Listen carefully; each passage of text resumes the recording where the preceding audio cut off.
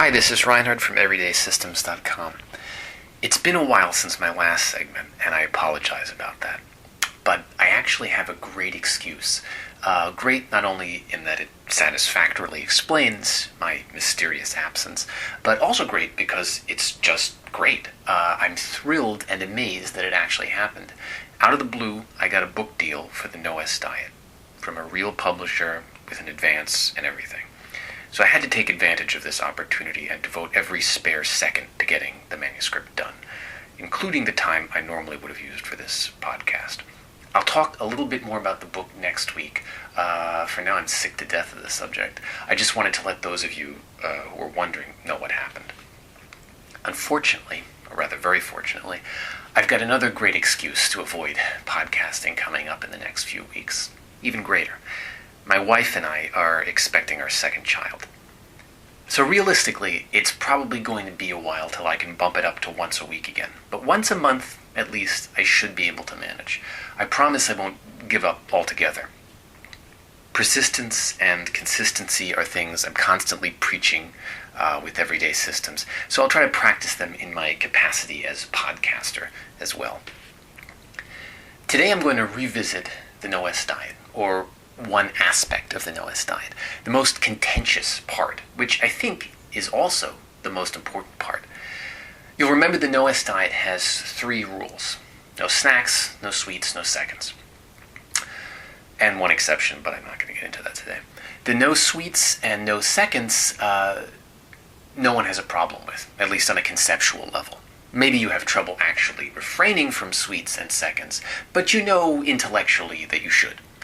No snacks is a little more contentious. A lot of people seem to think snacking is good. They think it's good for one of 2 reasons, usually.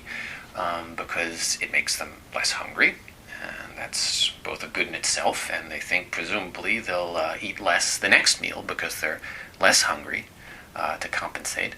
And 2, because they may have read something somewhere about smaller, frequent caloric inputs being metabolized more efficiently. In other words, if you eat the same amount of calories in 6 meals a day instead of 3, you'll burn them more efficiently than the same amount of calories, and it won't make you quite as fat. So hunger management and metabolism, these are the 2 pro-snacking arguments.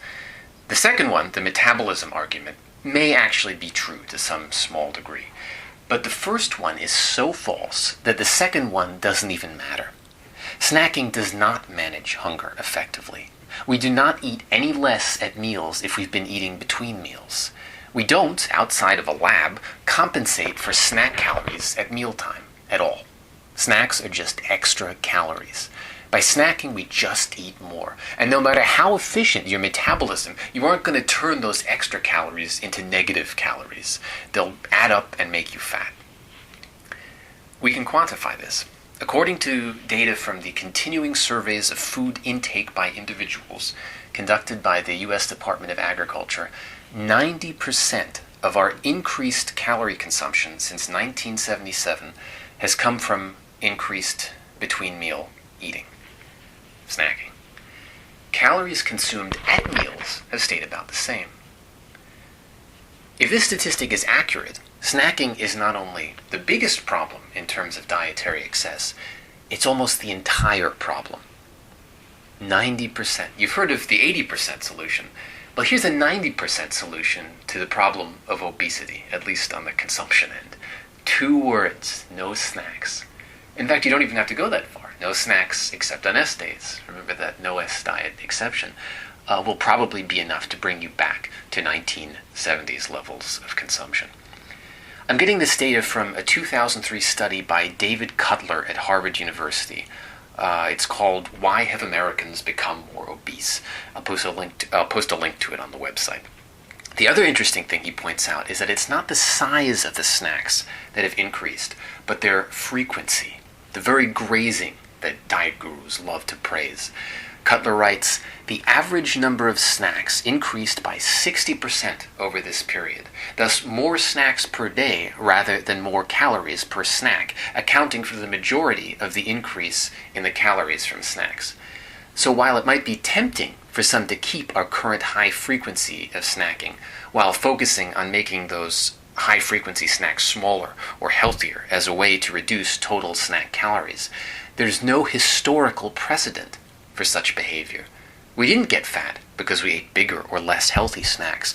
We got fat simply because we ate more snacks. So the obvious step to correct this problem would be to do the opposite, to eat fewer snacks like we used to. We know how to do that, we know we can, and we know it works. One way of examining the relationship between snacking and obesity is to look across time, like we just did. America in the 70s versus America today. Another way is to look across cultures. In America, we get 26% of our total calories from snacks, about twice the amount as in 1976, and our obesity rate is now over 31%. The French get only 8% of their calories from snacks, and their obesity rate is correspondingly lower at 11%. The Chinese get less than 1% of their calories from snacks. They essentially don't snack at all, and their obesity rate is a mere 3%. Any place I've looked where statistics like this are available, you see the same pattern. More snacking means more obesity. Do you know what the French word for snacking is? Le snacking. Not a French word. It's such a foreign concept to them that they had to borrow our word for it. Snacking is a weird thing. It's a very recent historical development. Without big technological advances that make food so cheap and convenient, snacking wasn't even possible. So don't think that snacking is somehow this natural thing that you're being kind to yourself to preserve. It's a new bad habit, plain and simple. Don't look around you and say, hey, everybody's doing it, so should I. Look around you and say, hey, everybody's doing it, and look how fat they are.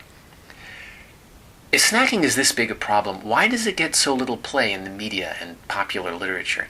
I think there are three reasons. One is there's a lot of money to be made in snacks, not just by junk food companies, but also by the wellness industry and their diet guru cohorts who partner with them to get a cut of the diet bar sales. The ultimate sign of having made it as a diet guru is to have your name on what is essentially a candy bar. I know it sounds crazy, but go to your supermarket and take a look at these things. The second reason snacking gets ignored is simply because the excess that comes in through snacking is less visible than other problems like gigantic portions. Supersizing gets a lot of attention in the media because it looks so bad. When someone's eating a double Whopper with a mountain of fries, that just looks awful. You can look at them and say, stop, you shouldn't be doing that. But when someone is munching a little here and a little there, you can never put your finger on the precise point that it becomes excessive. And that's precisely the problem. Snacking bypasses your eye's ability to see excess. The only way you can measure excess with snacking is to count calories, points, whatever. And let's be realistic, no one is going to be able to do that for any length of time. Get rid of snacking, and all of a sudden, excess jumps right out at you. It doesn't just become visible, it becomes unavoidably visible. It's hard not to see it. The last reason snacking gets left off the hook is that it can theoretically be a good thing, right? It is conceivable that you would eat only celery sticks and carrots between meals and balance the extra calories by eating less at meals. But in practice, this isn't realistic. Almost no one manages to pull this off. So stop trying. Instead, do what skinny billions have done for millennia. Stop snacking. Stick with meals. That's all for today. Thanks for listening.